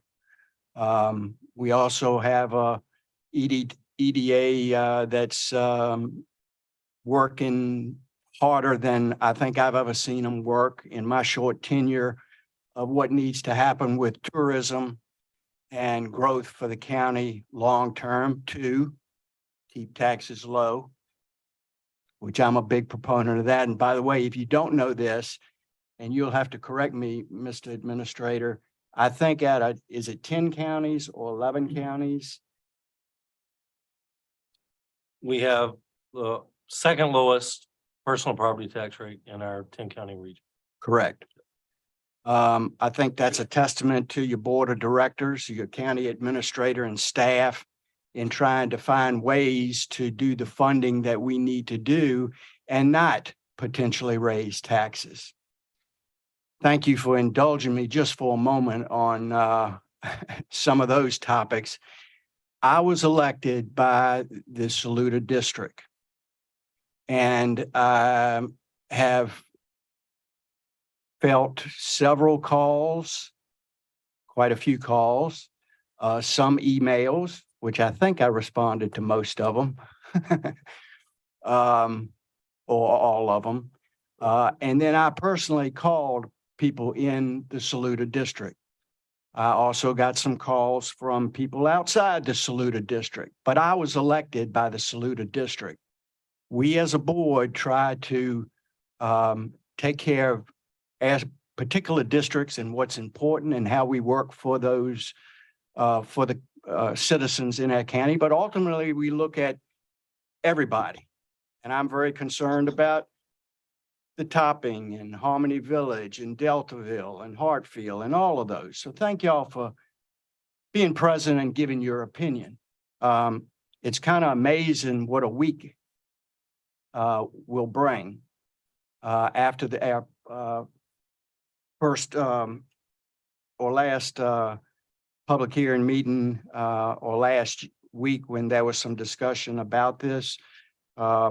My phone was pretty silent, but in a few days, and even today, this morning, starting pretty early, I received phone calls and some text and some emails about the opinions of all of you that are here today and some of you that are not here. I was asked during my campaign and have been asked subsequently why we're doing this, and I can answer those questions pretty good. Sometimes I'm asked, what is my opinion on a given matter? And I try to keep that in reserve in that my classic response is, my opinion really doesn't matter because I'm representing Middlesex County and the Saluda district. So what I think personally, and on this topic, what I think personally really doesn't have a factor in how I will vote for or against this project. The county is in a position that with water, sewer, broadband, a lot of things that have been added here, and the county has done, and the Board of Supervisors has done a great job in not having to increase taxes for that. I'll stop at that. I won't say that that day may be coming, but at least where we are today, that has not been a significant issue that we've had to face. But the county's changing. And you have people on this board that is very in tune to how that change should happen and how quickly that change should happen and whether or not that change should happen at all. And it's good that you have representatives here that have that mindset going forward. I've heard you loud and clear over the last 4 or 5 days from all the districts, predominantly from the Saluda district, and I got you back on that. Thank you for your time. Thank you for coming. Thank you for us being able to see a majority of people out here. And we do appreciate it and we do take it seriously. Thank you, Don. I'll just share my perspective on this consideration. At first, one of the things that was really surprising to me is if the applicant had asked to put in a 4,900 square. Yeah, is my mic not working, or maybe I need to get closer? Is my mic not? Now I can hear it. So one of the first things that was interesting to me about this project consideration was if the applicant had applied for a 4,900 square foot Family Dollar and a 4,900 square foot Dollar Tree on the same property, none of us would be here. They can do that by right. The concerns about safety, I certainly share concerns about safety, but I've worked with VDOT now for 4 years, and I have found that VDOT in the cases where I've worked with them has typically been extremely safety conscious, more so than I would be even if I were an engineer and knew something about safety. They are designing safety in for the long term. And so I don't have a problem deferring to VDOT to address safety issues. And I know that there are considerable hurdles that this developer is going to have to overcome if they're going to comply with VDOT's concerns. One of the things that I consider here is a lot of the argument that I hear is people trying to make business development decisions. I don't think the government has any business determining what business should be or shouldn't be encouraged in the county. Our job is to make sure that we comply with the regulations that have been designed so that everybody has a fair shake of building our economy. I don't really like when our federal government says, we're going to stimulate electric vehicles and we're going to punish you for having gas vehicles. The government, in my mind, should not be in the business of determining what businesses should flourish and which shouldn't. So I'm not calling out that the Family Dollar shouldn't be here because it's too similar to the Dollar General. That's up to them. They know a lot more about it than I do. Mr. Jesse made a point that I didn't miss. Traffic that's coming from Richmond that's going to the Northern Neck, which is a lot of vehicles, never sees any of our Dollar General stores. In fact, they don't see any variety store from one end of Middlesex County until they get on the Norris Bridge. So the opportunity for there to be a market, I think, probably is real. And I don't think that this business would be looking at developing here unless it was real. The fact is that the Saluda, this district is zoned for mixed use development. If this were a grocery store, none of us would be here. If it was a service station, none of us would be here. Those would be by right. So if it was a restaurant, another restaurant, we wouldn't be here. So it's a little odd that this is just by the fact that it has a certain size, that there's this whole process that we're going through. Probably most important to me are two things. One, there's the argument here that we can't find employees in the stores we have, so we shouldn't have any more businesses. Well, that's a great idea. We'll just not have any business and close down the ones we have because we don't have any employees. That's really not a good strategy. And I don't use that as a reason not to have another business come into the county. And finally, to me, precedent matters. We have rejected a lot of businesses in the past, and we need to be open for business. We created our zones for businesses, mixed use or commercial waterfront. We created those zones so that we can have business, we can diversify our tax base, take the burden off of personal property taxes and your personal real estate taxes. So those, in my mind, are all reasons that I would not be in favor of discouraging this business. However, I hear your heartfelt comments And I really appreciate your being here. We do love it when citizens get involved in our decision process, and it is very meaningful. So I just wanted to share my perspective on this. I've spent a lot of my career doing business development, but I, in a government role, don't think that I should be picking winners and losers as to who should be trying to earn a living here or offer job opportunities to us here or expanding our tax base here. So that's my 2 cents, my perspective. So I will entertain a motion.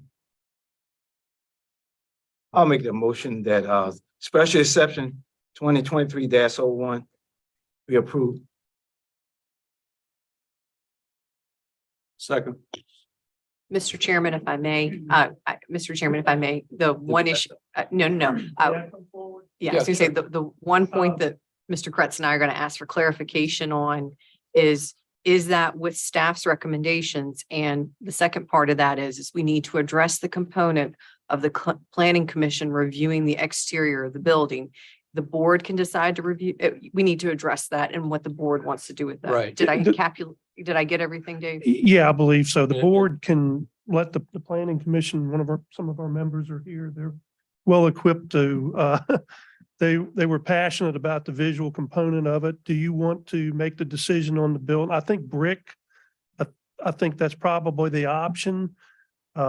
He pretty much said that has to be the color. I don't know if there's much conversation about it, but do you want to allow the planning commission to keep, have more conversations with that, or do you want to lock that in tonight?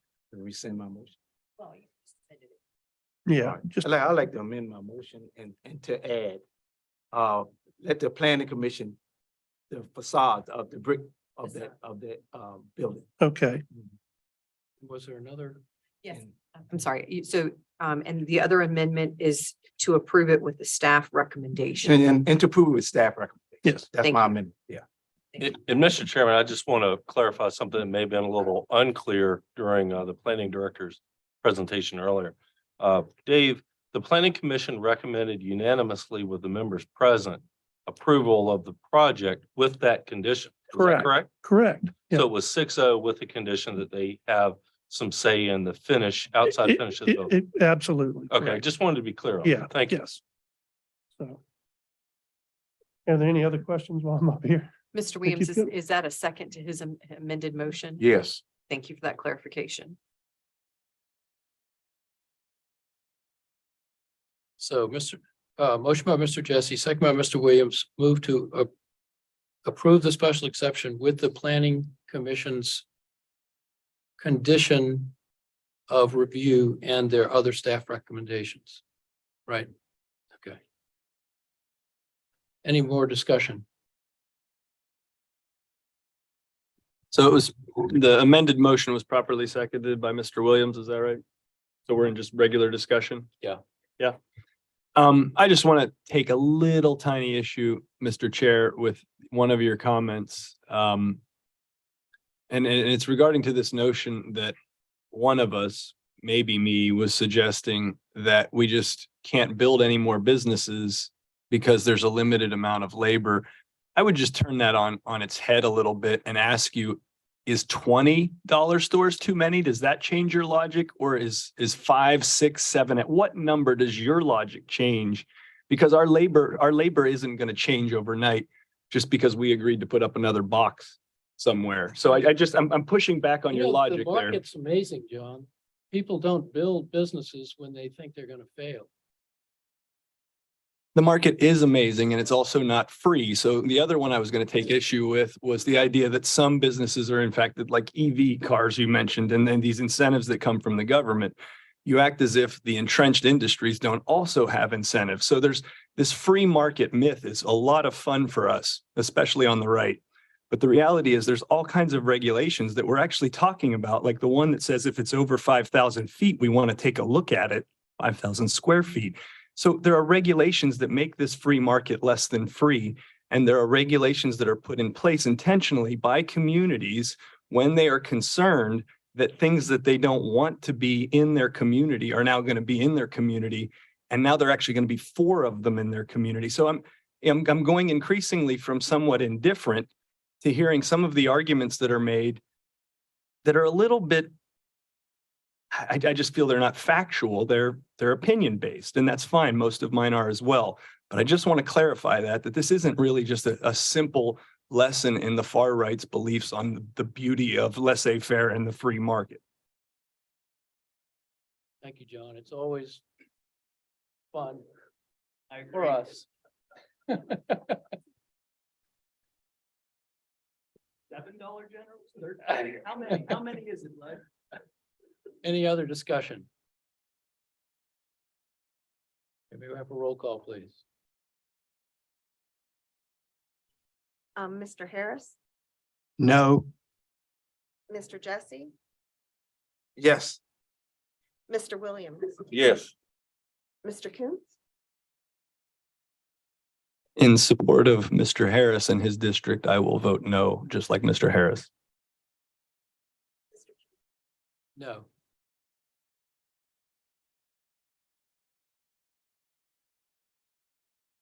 No. The motion does not carry.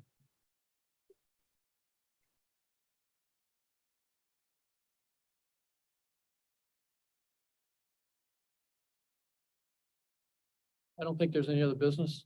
Move to adjourn? Second, Second it. Aye. roll call, please. Mr. Jesse, Mr. Jesse. Aye. Mr. Williams, Mr. Coons, Aye. Mr. Harris, Aye.